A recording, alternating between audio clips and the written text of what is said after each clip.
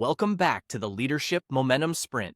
I'm Isaac Wambua, and today we're building one more piece of your leadership foundation. Every day is another step toward clarity, confidence, and unstoppable momentum. Let's jump in. Thank you for being here today. My name is Isaac Wambua, and I'm so happy to have you on this training. Today, we are talking about vision. And when you think about vision, it's something so exciting. We get to talk about the future. We get to talk about a place we've never been, which is exciting as well because it brings anticipation. But also, there's something else about vision. You get to see the future from the present. You get to dream in your mind. You get to feel it with your heart. You get to sit down with a piece of paper and write down what is it you want to accomplish, where you want to go with your team, the people you want to meet, the people you want to connect with, the difference you're going to make. But here is the catch. After you put together the plan and after you dream, you have to come down to earth and get to implement the plan, get to move towards that vision. So the vision is really that big, exciting thing that you're moving towards. A lot of people succeed in making their visions a reality, but also a lot of people fail in moving successfully towards that vision. And most visions don't fail because they lack clarity.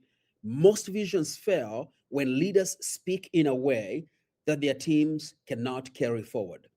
Visions fail because they were delivered in a way people cannot feel, in a way that people cannot see themselves in that vision, in a way that people cannot travel with you in your mind and in your heart to move towards that vision.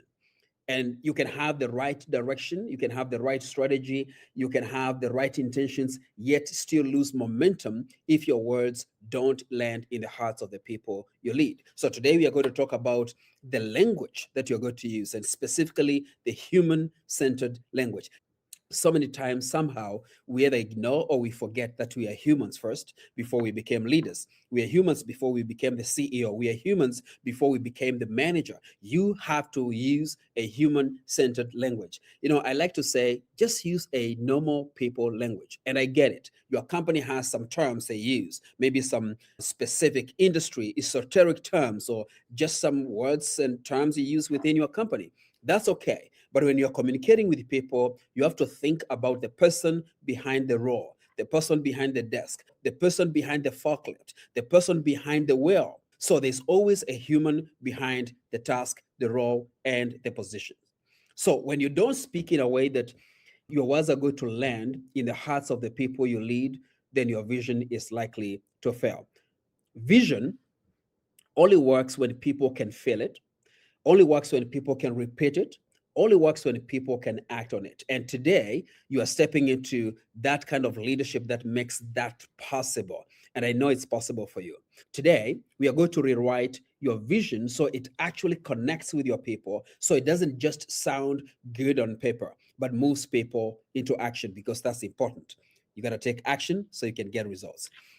If you've had a chance to experience the corporate world, and in this case, either being a senior executive or being an employee in a corporation, you know that there is a place for corporate language. And it sounds and feels safe. It sounds polished. It sounds professional. But sometimes it also creates a distance between you and the people you're leading. For instance, phrases like strategic imperatives or cross functional optimization, they sound fancy, and maybe they are. Those words and those kind of statements may impress a boardroom, but they rarely inspire a team. One thing I know is that people don't follow a language they cannot relate to. So, what is it that your team wants from you as a leader? Your team is not asking for more complexity. They are asking for clarity, direction, purpose, and a language that feels real and relatable. They want to know, what does this mean for me? What are we doing next? And why does it matter right now? One of the things I heard from one of my mentors is that people don't care how much you know until they know how much you care about them. When you are leading people, they also ask three key questions almost every single time. Number one, do you care about me? Number two, can I trust you? And number three, can you help me? So For you to communicate the response or the answers to those three questions, you got to use a language that people can understand. Now, don't get me wrong. It doesn't mean that your people are not smart enough. It just means that they are normal human beings, and you don't want to give them homework where you're using all these big words and they got to figure out what does that word mean, because they don't use those words in their normal communication language. And in their daily lives, nobody really uses imperatives or cross-functional teams. They just use normal people language, and that's the language I recommend you use. For leaders to successfully rally people behind their vision, they have to shift from a corporate language to a human centered communication language. Human centered language creates alignment. Alignment is all about being able to get different stakeholders and asking ourselves, what's the vision? What's the goal?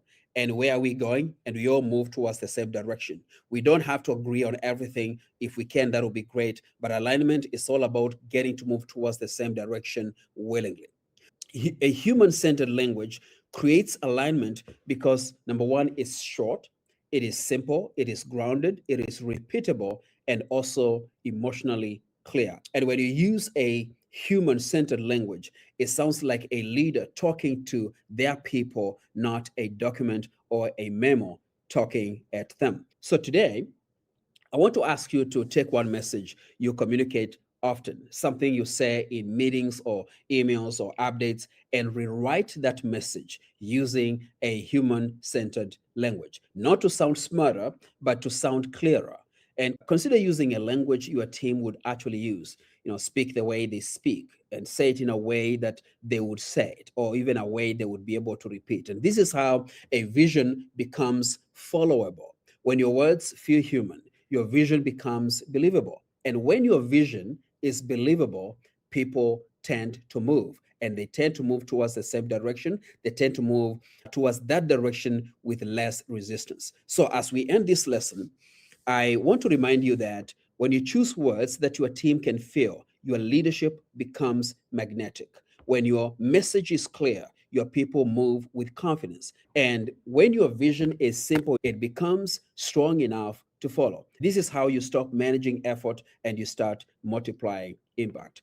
Lead with a language that connects and watch your vision come alive. Before I step away to enjoy my weekend, I just want to say that I believe in you. I believe in what you're building. I believe in the vision that you have. I know for sure you're going to excel if you put in the work. Thank you for joining me for this training. I will see you in the next lesson.